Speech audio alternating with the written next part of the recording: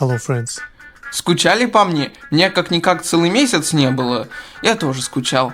По Princess 3. Ну и по вам, разумеется. Ну, бывает. Ведь я знаю, что все собрались сегодня только по одному поводу. Второй прототип вышел. Я сам удивился, типа, а чё так быстро? Ну, для нас это только к лучшему. Я сейчас мега быстро пишу сценарий, потому что надо запрыгнуть на этот поезд хайпа, пока он не уехал. Поиграл ли ты во второй прототип? Пиши в комментарии. Выполнил свои обещания Никита или нет? Сейчас будем разбираться. Ну а вы скучали по каналу Алексей Че, и всем приятного просмотра.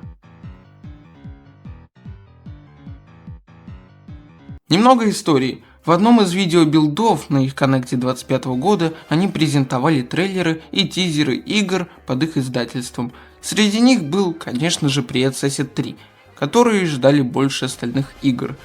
В этом трейлере Никита поделился с игроками вторым прототипом, который доступен в Steam, и который, как я думаю, через 2-3 недели уберут. Так что торопитесь в него поиграть.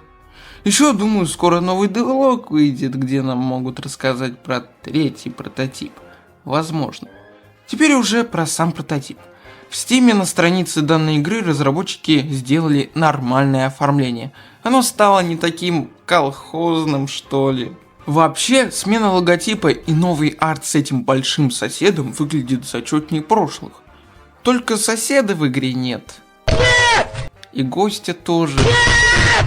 Ну что вы хотели, это всего лишь прототип, второй. Нам даже дизайн гостя не показали. Так что их отсутствие в игре неудивительно. Второй прототип по цели ничем не отличается от первого, только времени, наверное, больше дают. А так, все идентично. Возьми громоотвод, возьми телефон и иди на кольцо обозрения, чтобы появилась связь и вы смогли позвонить и уехать из этого города до торнадо. Да, разрабы немного осложнили игру, добавив телефон. Но добыть его легко.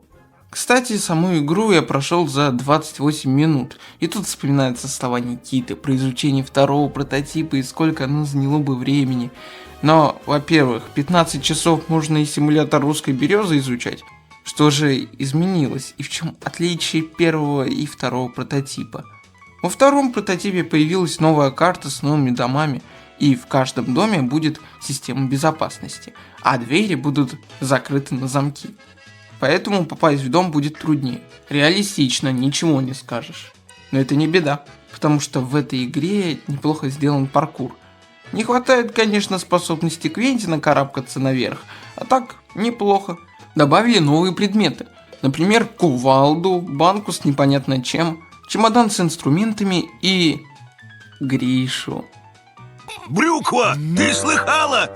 Кувалдой можно много раз ломать вещи, чемоданом можно много раз чинить вещи, а банки вы можете их разбить и подскользнуться. Ну и в игре появился рэгдолл. И теперь соседи могут падать, если в них кинуть какую-то вещь или разбить банку. Альфа 1 Princess 2 передает привет. Там тоже у гостя рэгдолл был. А Гриша тут... По приколу, по рофлу. Я даже не до конца понимаю, что он такое. Конусоголовый, который вас словил в лесу и в первом прототипе, есть и здесь. Только значки опасной и безопасной зоны заменили на лампочку, которая меняет свой цвет.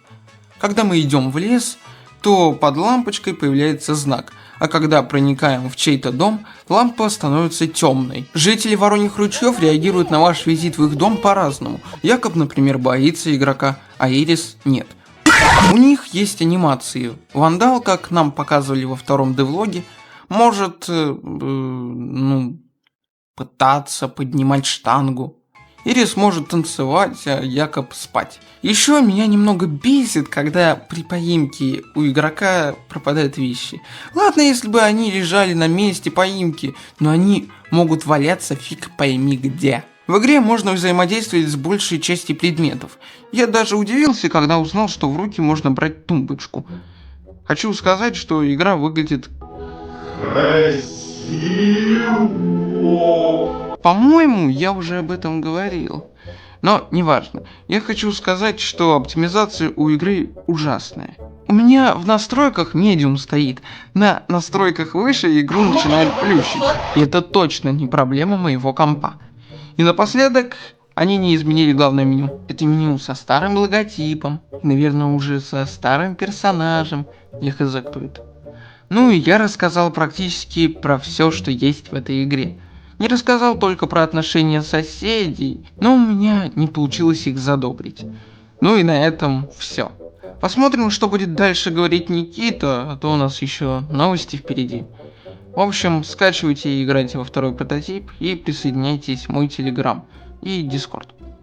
Ну а на этом вроде все, поэтому всем goodbye.